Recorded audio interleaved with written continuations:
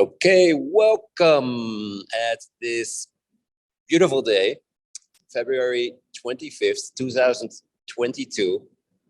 My name is Willem Boots, and next to me I have a very well-known Colombian coffee expert, Jaime Duque. Hello, Willem. Hello, everybody. Good morning. Yes, good morning or good evening or good night, wherever you are in this wonderful world of coffee. I'm so happy to be here in the department of Quindío, Colombia, which is the coffee center of this part of Colombia. The Colombians call this area of Quindío the Eje Cafetero. And why the Eje Cafetero, which means the coffee axis? Why the Eje Cafetero is because around this town of Armenia, where we are, there are many, many coffee farms situated. And we are here at a beautiful coffee center, coffee education center that was built by Jaime Duque and his team and his company. So before I continue, I would like to just ask Jaime Duque to tell a little bit about himself. And so Jaime, we have known each other for many years. Tell us a little bit about yourself, please. And thank you, Willem. So, yeah, we met many, many years ago. We are involved in the coffee industry since at least 30 years ago. And I started like agricultural engineering at the far level, working with a Colombian Coffee Federation. So since there, I started to learn about this beautiful and fantastic product that is coffee.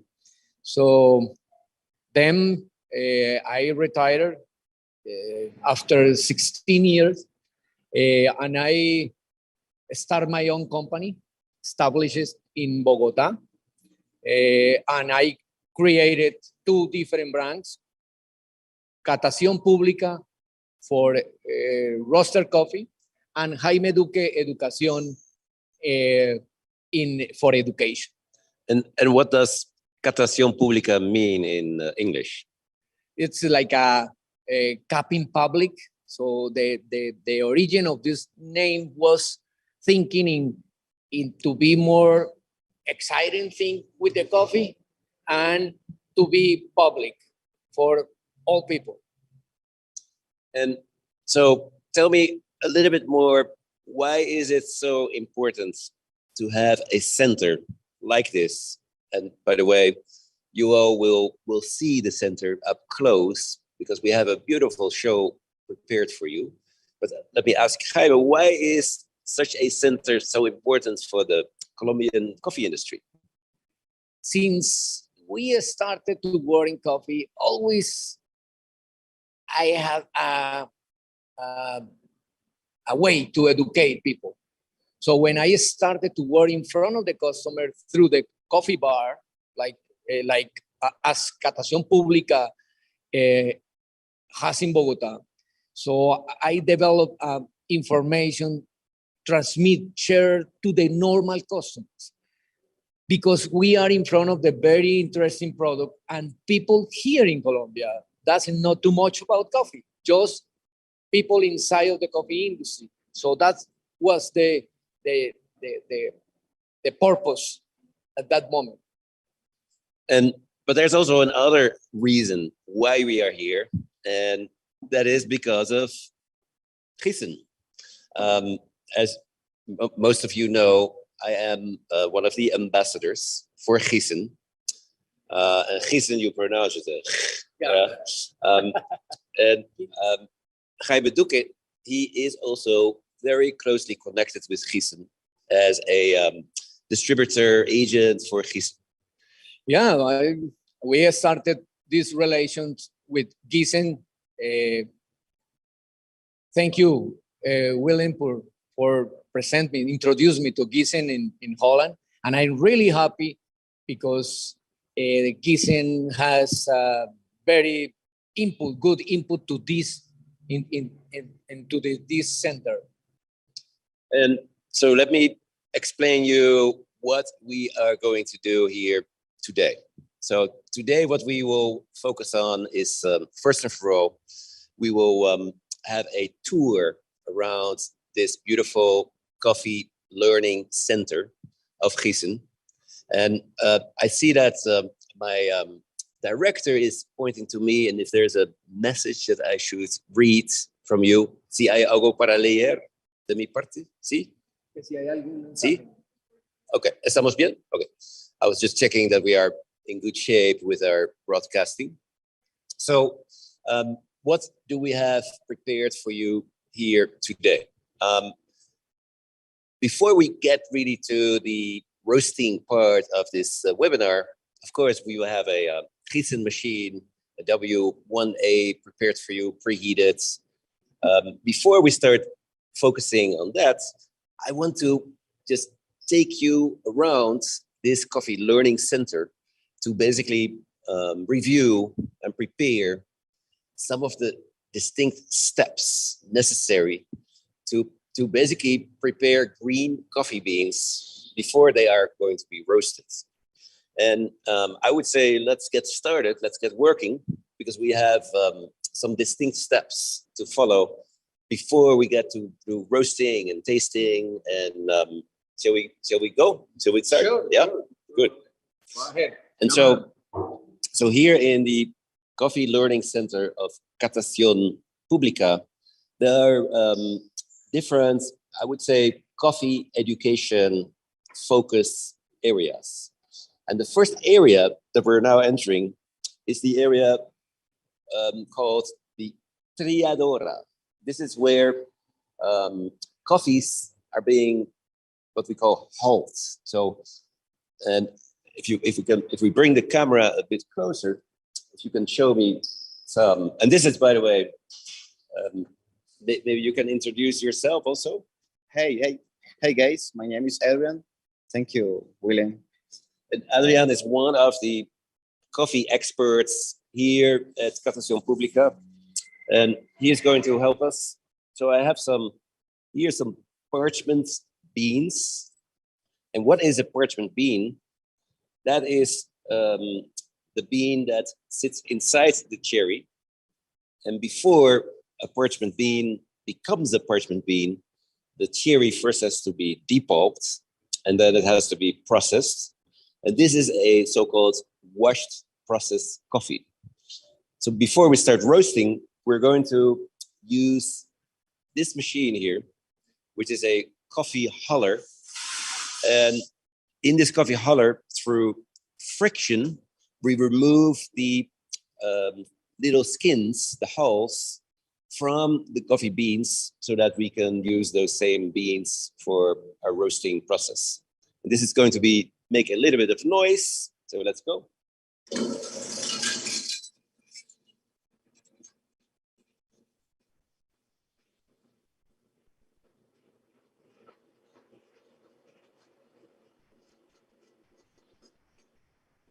And so there's a lot of noise because there's a lot of energy force required to remove these skins from the green coffee beans.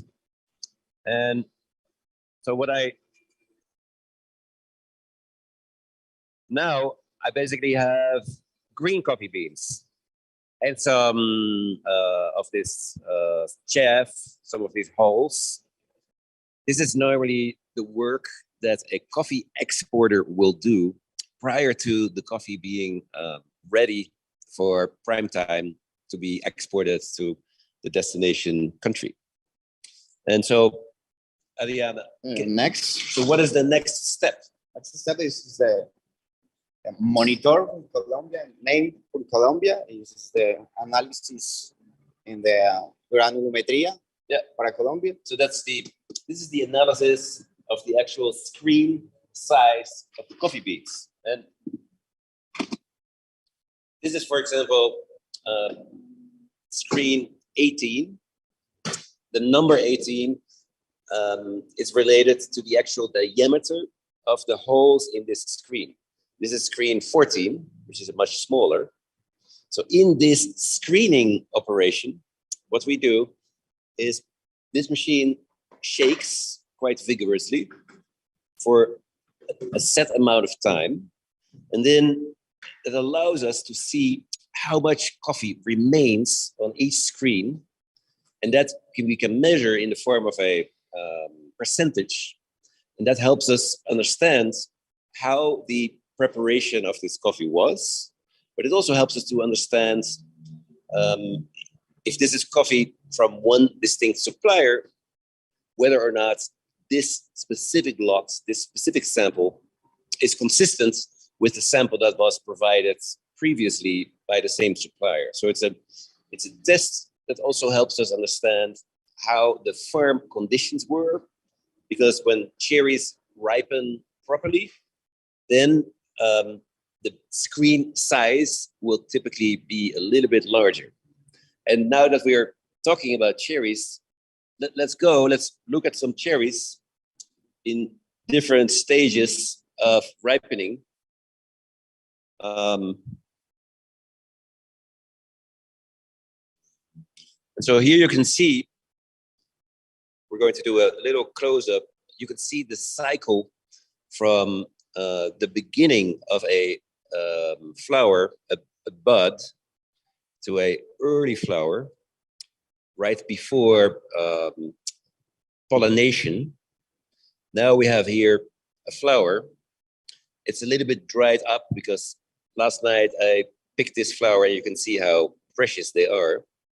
Then we get to the point where the flower is dried. At that point, we will see the beginning of a coffee cherry about 4 to 6 weeks after the flowers disappear. And now you can see here the ripening cycle of that bean, fully green, unripe, still unripe, still unripe, unripe, little bit ripe, little bit riper. And now you can gradually see how this cherry starts ripening. And so if I would take this cherry and want to inspect that further, I could take it here. I could pop it open. And now you can see from that one cherry, I have 2 beans. And you can see the substance around this bean is a little bit shiny. That is the mucilage. It's a sticky substance. It's a pectin layer, basically. And in order to remove that, we have to ferment the coffee. We have to dry the coffee. We have to wash it before drying, of course. And then we finally will have the parchment bean. So that's little explanation on that part. So let's go back to the screening. And so Adrian is going to show the screening of this sample.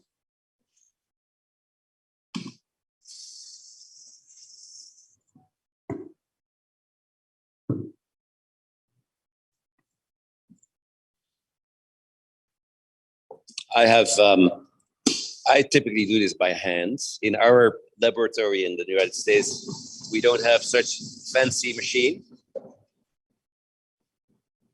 And so if you do this by hand, then you really have to assure that the motion you're using is consistent, plus that you do it for a certain amount of time.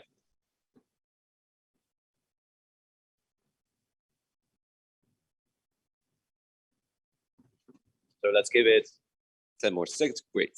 So now we can inspect the distribution of the bean size of this specific sample. So here we see screen 18. So this is the largest screen, the largest size beans. Then we have screen 17. Then we have screen 16 and 15. So what what typically is the case that when you buy your coffee from a supplier, your Colombian coffee, in the contract for that coffee, you will agree on a certain size distribution. And what a typical contract for, let's say, an Excelso bean could say is that the biggest percentage has to be above screen 17, and then a certain percentage above screen 16. Like, what is the typical size you expect from an Excelso coffee? ¿Cuál es el tamaño típico de un Excelso de Colombia? En promedio de 15 a 17 es en promedio de volumen grande. So he says, on average, in an Excelso coffee, Excelso is basically identification of the preparation of the coffee by the exporter. You would be supplying, or you would be expected to buy a screen distribution from 15 up to 17. Aunque algunas regiones de Colombia con más altura sobre el nivel del mar, el grano es un poco más pequeño y hay más granos retenidos en la malla número 14. So there are regions in Colombia that have coffee farms, at very high elevations, up till 2,000 meters or even beyond. And as a result of that, the beans are smaller. They're more dense, more compact, which also has an impact, of course, on the roasting profile. So if I would take from these lots, from this sample, the screen 18, the 17, 16, 15, and if I would roast those separately, interestingly, you will find out that the flavor profile is really distinct for each size distribution. And that's really, really cool. We have been playing around with this in the past a lot. And when you use your Giesen roaster, you can have a lot of fun doing these trials. So let's go to the next step. I just want to show Jaime. So what happens here in this area? So this is the agronomic area. We created this space for explaining to our customer and visitor and our trainers, teach how is the impact of the picking process or the pulping process or fermentation process. I see you have some really cool posters here. Can you give a brief explanation of these posters? Sure. Can you stand maybe there?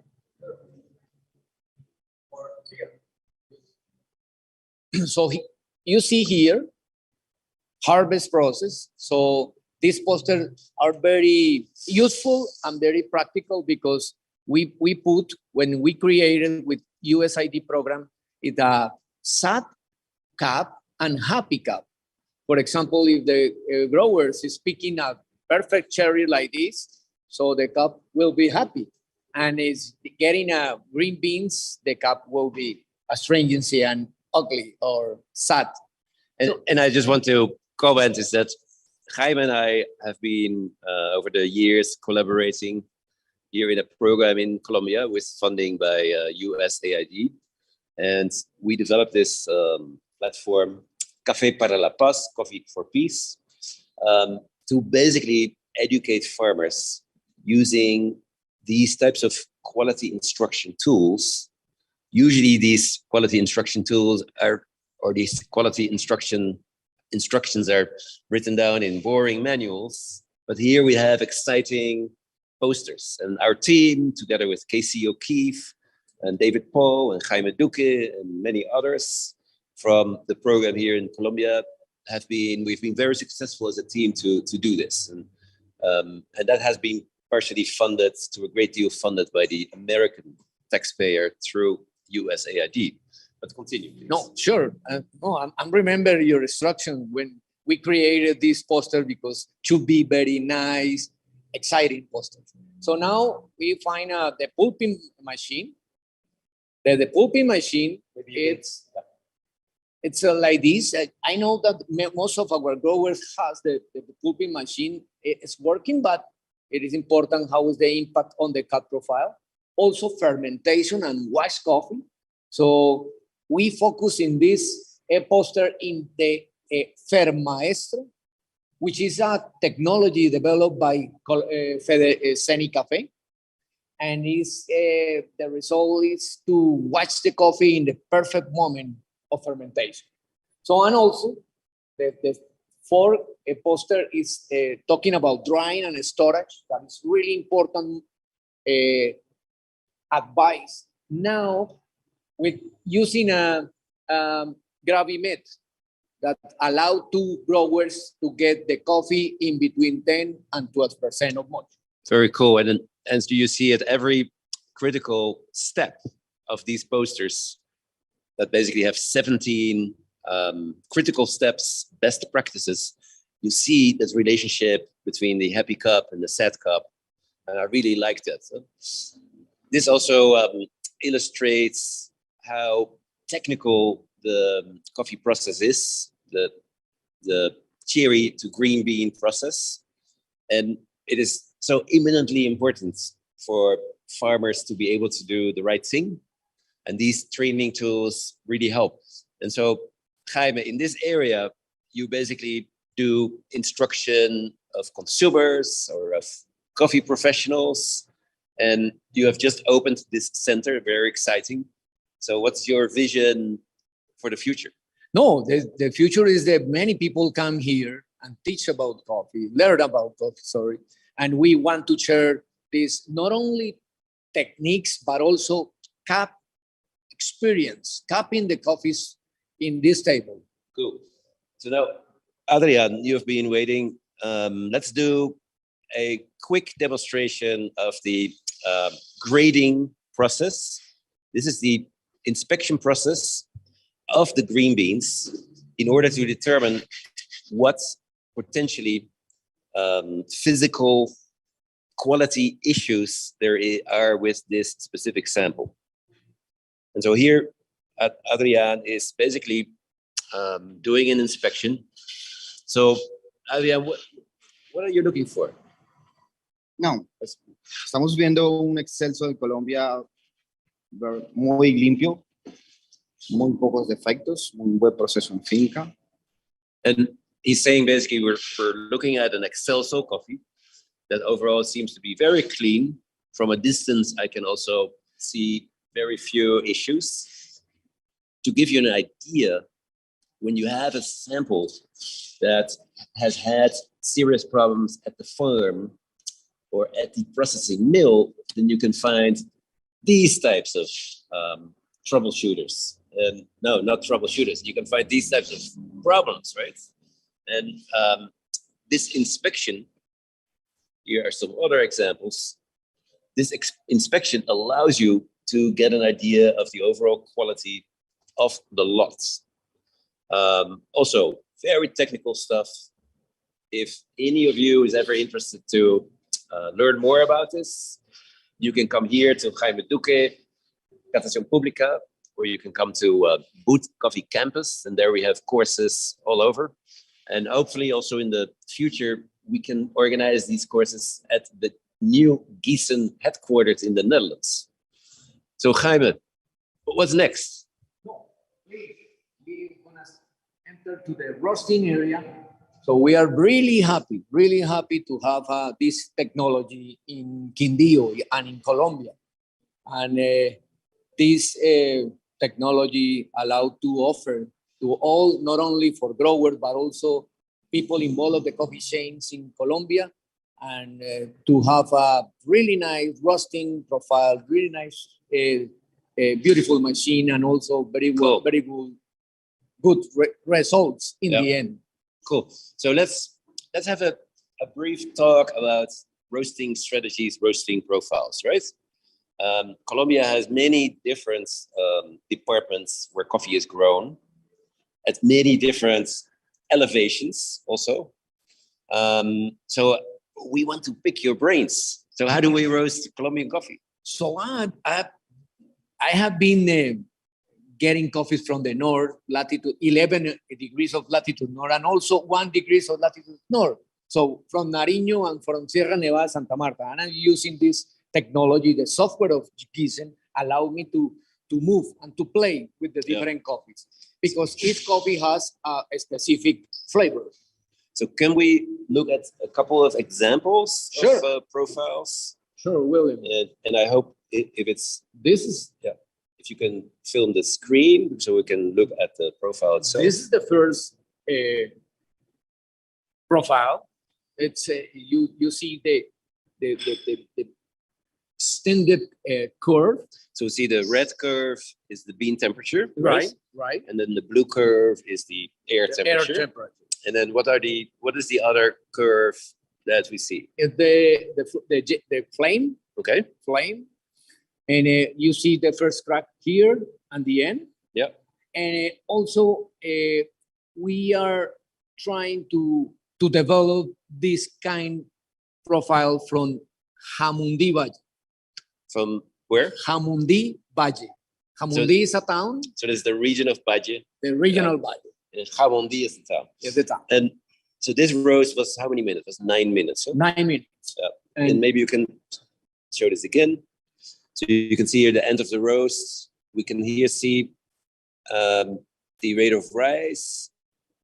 It tells me that they had, for this profile, they were taking a lot of samples. Yeah. As a result of that, the rate of rise becomes a little bit jagged. But that's nothing to worry about. Those that might think, oh, these are flips and twips and chips and whatever we call them, I'm not too concerned about that. Yeah. Because we're really looking at a curve that is suitable for, would you say, for higher density beans? This? Yeah. Okay. This is a 650 density Okay. number. Yeah. And then let's look at another potential curve that you have been preparing. So what do we see here in this curve? So we changed the flame intensity. This is 50%, and try to be longer the curve. And we are trying to develop more sugar reaction, Maillard reaction, or something like that to be more sweeter. And so the Maillard reactions on this specific profile would have been, I would say, from here, so minute 7 more or less up until minute 12, right? Minute 13. The roast was in total almost 15 minutes, so a slower roast. Can we look at the previous curve again? Sure. So here on this curve, look at the different rate of rise curve.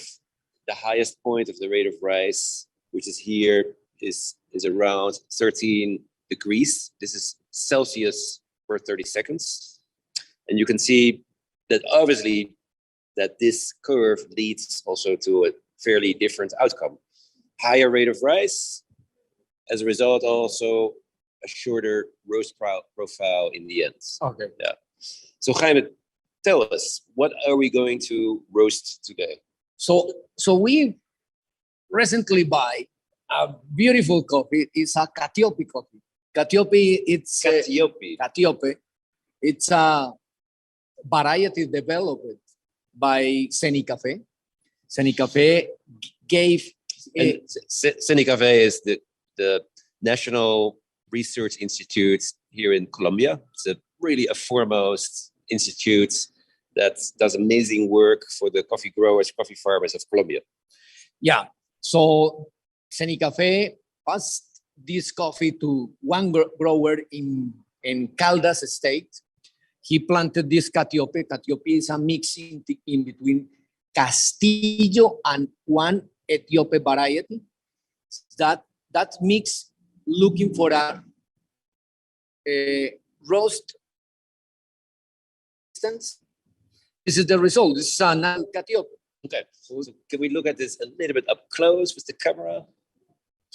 So you can see that this is a natural process. Is it anaerobic fermentation or aerobic?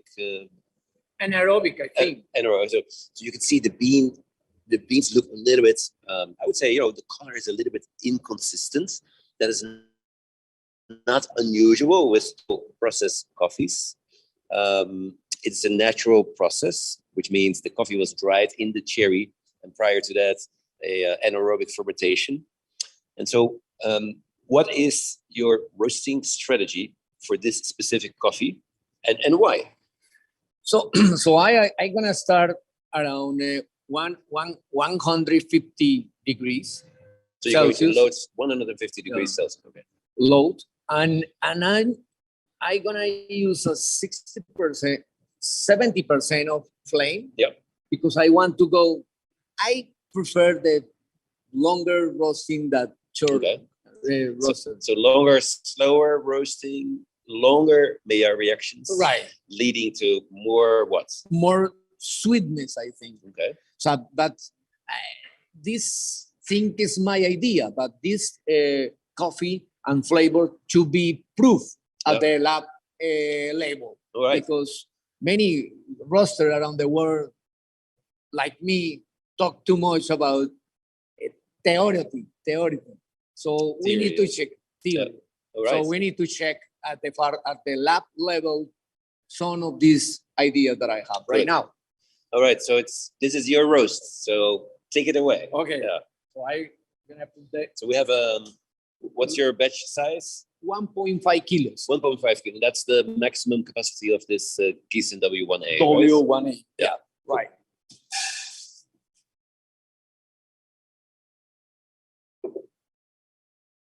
And So I am waiting that the heat temperature is up to at least 150 degrees. okay.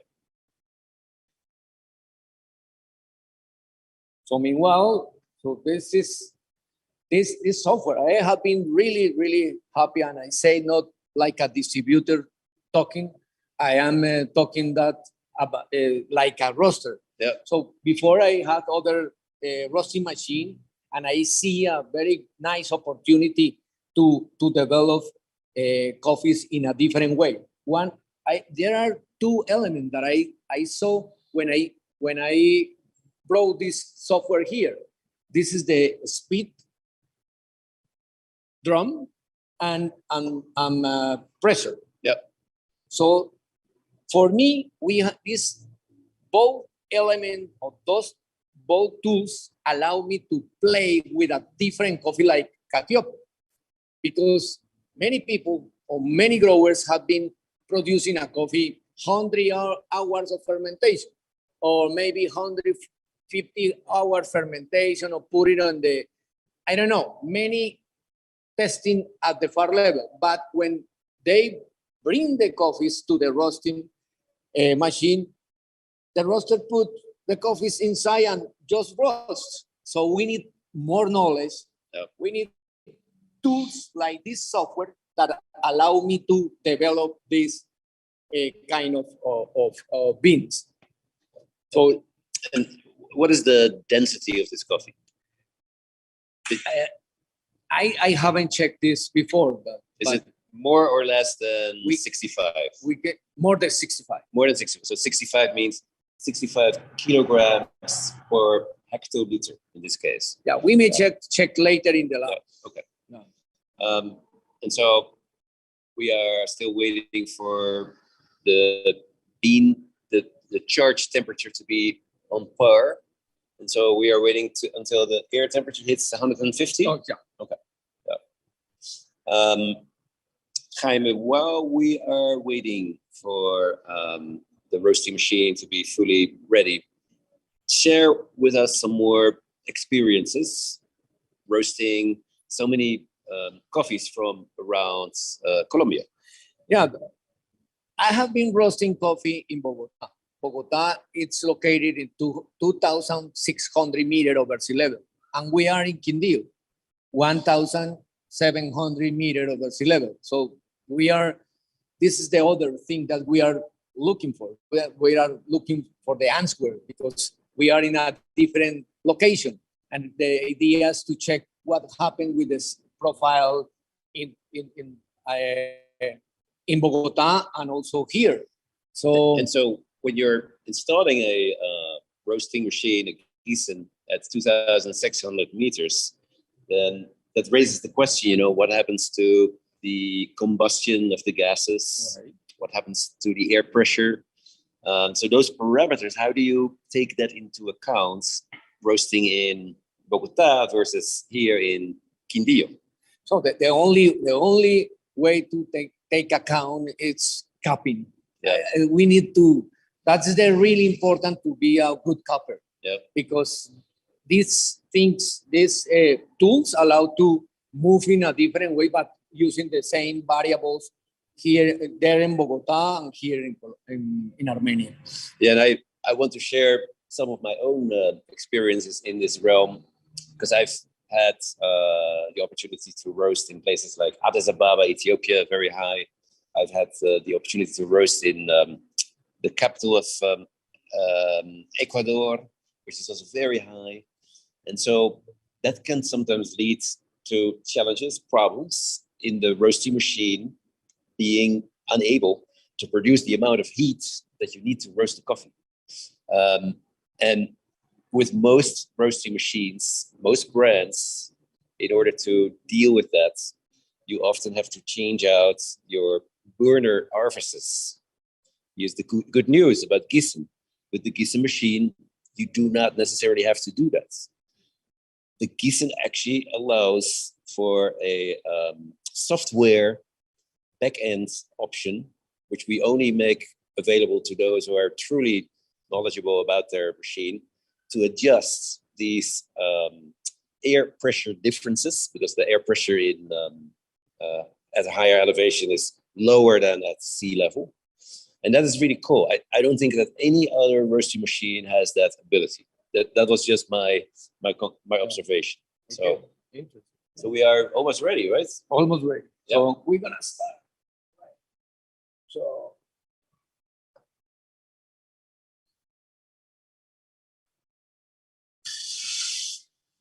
okay, the show has started. One more time, the name of this variety? it's Catiope. Catiope. Castillo with Ethiopia variety. Yeah.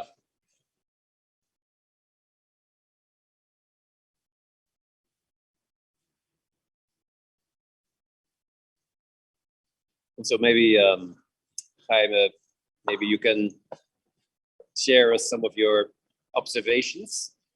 Yeah, I like too much to take a sample. So it will be interesting to know if I open use the sampling, it's how affect the cup profile, will it? You know, if you take out continuity samples, as I used to do in the days that I was roasting with a rudimentary rebuilt machine, if you continue to take out samples, you will lose heat from your drum. That is inevitable. So you need to do this diligently. In my opinion, it becomes really important to take samples with your trier to validate where your Maillard reactions start. And that's temperature-wise in Celsius. Where would the Maillard reaction start in Celsius? In Celsius, 150. Yeah, 150. 150, 60. And so what happens when Maillard reactions set in place, that you get a chain of different reactions that are very complex to describe. But one aspect that we have found out, which is very important, is that the Maillard reactions, if allowed to continue for sufficient time, then your sweetness will greatly benefit from that. But if your Maillard reactions are too long, you run the risk that your sweetness will start to compete against like a flavor profile that is not baked, but it's a flavor profile that is gradually allowing the coffee to lose too much acidity. Yeah. So through your profile of your Maillard reactions, you're playing on one hand sweetness, the other hand acidity. If done well, you will not have two distinct bitter tones. And so that's one step.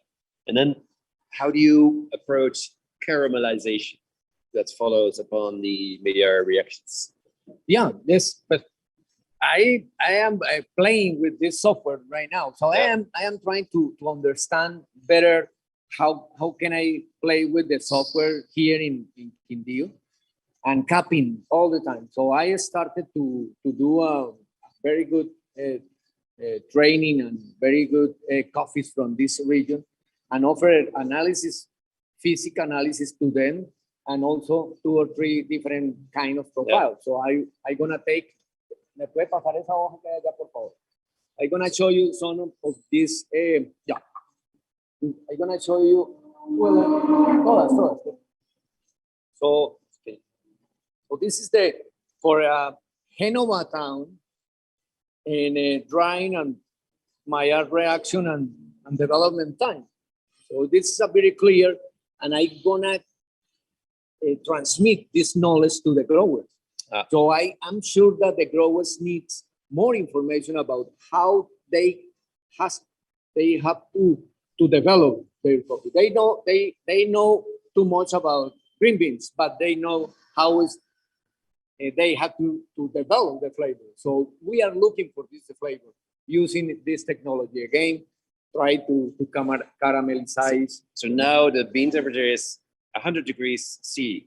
What does that mean? 100 degrees. That's the boiling point, or that's the boiling point of water. So now our drying phase is really getting to a peak, right? And also the moisture content was going up. So that the beans started to rust inside. So because the moisture content was taken out during this 3 minutes, 2 minutes, and then the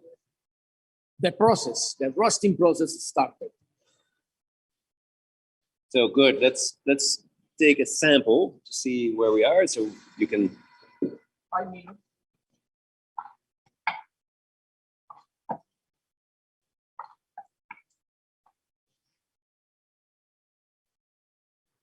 So this is the Smell very well. 5-minute points. And so Jaime, I can see that you have not reduced the burner setting. At what point will you do this, or will you do it? No, I know that this software allow me to move, go up, go down the temperature. But when I know these coffees like this that I haven't roasted before, I prefer that the software and the machine going free without any change during the roasting profile. So, and then we cut the coffees and go back to the machine, start a new batch, and keep going to develop the flavor. What happened, I try to use this. This is the reason that we have a Giesen here. Yeah. It's just that knowledge allow me to move maybe the curves more hue, how do you say, steeper, or more flat. Yeah, and so, maybe for the camera. Or lower time, roasting time, or better development time, or maybe more Maillard reaction time. So at this point, you're basically saying you're very much looking for doing a roast to investigate the properties of the coffee. And this is a consistent profile. You will do the next roast with a different type from the same town. You might do the same profile. And so in that way, the roasting process becomes a great quality comparison inspection tool, right? Right. That's good. That's perfect. So we're gonna check. So bean temperature is now 132. At what point do you expect the first crack? I think that about 9, maybe. Okay. And what temperature? It's a 170. 80, 180, 78. Yeah. So you might hear these numbers and think, hey, my Giesen or my roaster machine has a different temperature point milestone where my first crack starts. Why is that? It's partially because of the conditions under which your machine have been operating. One is the elevation. Here we are at 1,700 meters, which makes the coffee react in a different way than if you are at sea level or than if you are at 2,000 meters. Another aspect is today's ambient temperature, also the air pressure. It has been raining a bit here, so we have kind of a low pressure front, which changes a lot of parameters in the roasting process. So how about let's take another sample at 150. At 150. Let's wait. Let's wait. 150. Yeah. So talking about the same thing that you are saying, William, in Bogota normally we have a 39 moisture and 39% relative moisture degree. And around 17 degrees, 15 degrees. And here we have a 85 moisture, humidity. Wow. And maybe 22 degrees. So there are totally different conditions. So listen to this. In Bogota, 30 plus 37, 39% relative humidity versus here in Armenia in the high 70s. So that's a huge difference. And so I can, you mentioned previously that the Maillard reactions start around 150. I think it actually starts earlier. Yeah. Because I smell now already the early beginning of coffee aromas. This would be the point where my friends in Saudi Arabia would take the coffee out because they have a very different preparation process for their national coffee preparation. And so let's see where we end up. And then after this roast, I'm going to show you the cupping lab, and we will do a little cupping inspection. And then we will finish today. Time moves fast. We only have 10 minutes left for this broadcast. Right. Which is not much time. I think that keep going. Okay. And I finish. Okay, perfect. Yeah. So let's go upstairs to the cupping lab of Catación Pública, so we can kind of see what's going on there. And I will ask Adrian to come along. Oh yeah, he's already there. So just follow me. Oh, by the way, here you can see the different experiences that Catación Pública offers to the visitors, to the consumers or professionals. Extraction, agronomics, professional tasting. This is the hulling, what we did, roasting, and lab inspection. So let's go there. Adrian will be our quality inspector.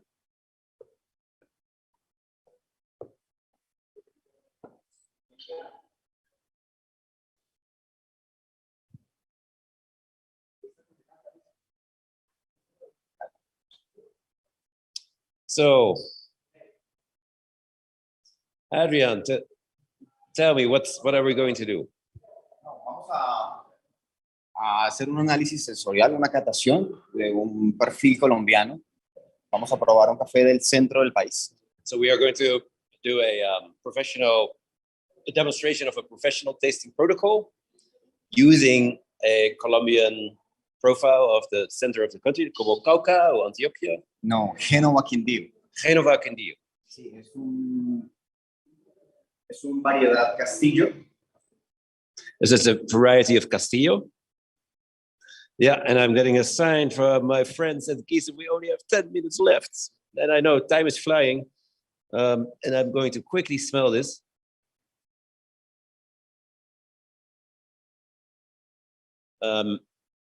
Está a 2.150 metros sobre el nivel del mar.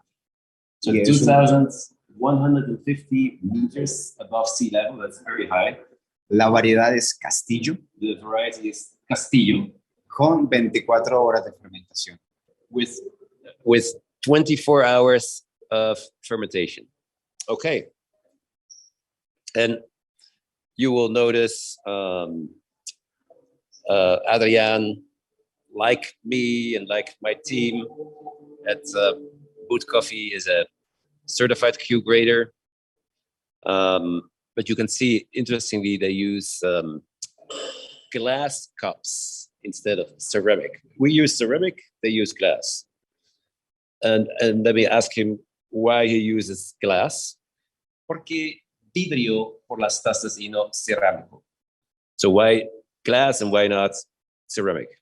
El primer motivo es la limpieza del vidrio, que no se contamina con olores. El segundo es la resistencia a absorber temperatura. Y tercero, que nos permite ver el dolor de la tostión. So he explains that the benefit of glass is easier to clean, leads to less heat loss. Ceramic indeed can lead to heat loss. Y la tercera fue so that you can see the color of the coffee. So he is going to continue cupping, and I'm going to take you down to see what Jaime did with his wonderful coffee that he was roasting. So let's go downstairs. Gracias, Adrian. Thank you.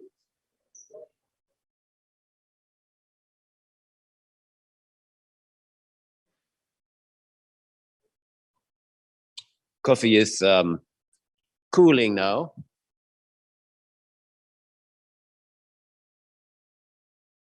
And this is my first experience with this variety. And it's really interesting.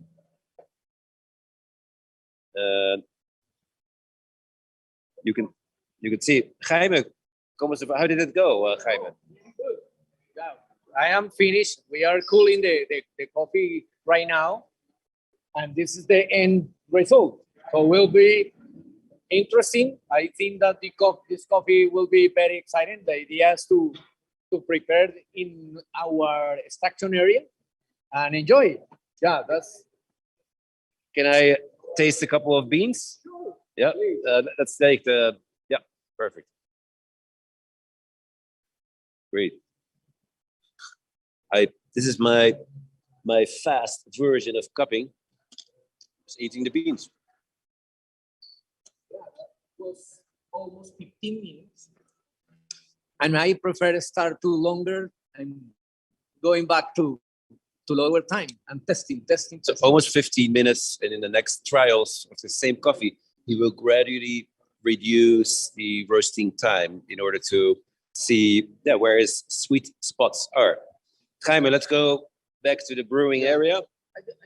While we are walking around, so I want to share something.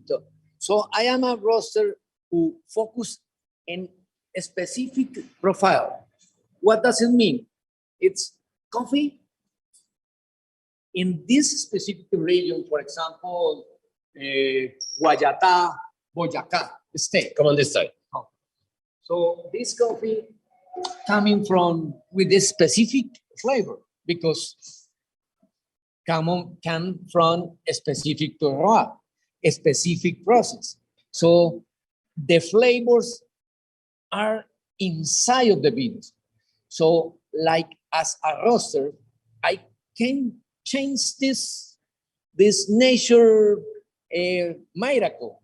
So I try to, without moving, without not like we are going to put more bitter notes and roast longer or darker. No, I try to look for the specific flavor developed for a specific region. That's the challenge for the roaster, as a roaster. And now I'm looking here, Adrian, he changed positions as well. And I'm just going to be next to him. And here we see the brew bar of Catación Pública. And yesterday I was able to experience one of their coffee tasting sessions using here, in this case, the Calita preparation. And it was really, really, really cool. So right now they are preparing 3 different coffees that I have the opportunity and the honor to taste. And this is also how Catación Pública works with their visitors in this experience center. You can sit down just like as if you're coming in a winery and taste each coffee by itself. You smell the coffee and you smell the next one. And rather than doing this through a challenging professional tasting protocol, this is just a brew inspection. You brew the coffee and then you find those distinct notes that are so unique for these coffees. And I'm sure you have a lot of questions, maybe to Jaime or to myself. So what I would say, since we had kind of a live show, we were not able to deal with your questions now, but just send them to us through the chats and we will get back to you. Don't forget to send us your email address with that. Jaime. So Jaime, este. Okay. So we are almost done with our, unfortunately, with our broadcasting. And in our after party, we will taste these coffees, but unfortunately, the audience will not be able to experience Right. that. This is a really cool session. Yeah, really like to be able to give the audience also an experience. And this concept, I would say, is a concept that will, I think will become a trend, not only in coffee consuming countries, but also in coffee producing countries. And we will see many more Giesen machines here throughout countries like Colombia, Mexico, offering the experience to the audience. And now we are entering into our last minutes. So I just want to say, Jaime, thank you very much. Thank you, William. Thank you, Giesen, for allowing me to be here. You still have to work on your Giesen. Yeah. And thank you also, Adrian. This is really cool. Thank you all the staff at Catación Pública. Our next webinar will be the end of March, and we're looking forward to that with a new exciting topic.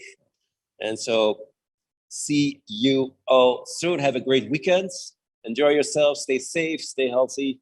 Enjoy your coffee. Enjoy your Giesen. And we will see you soon. Hasta luego.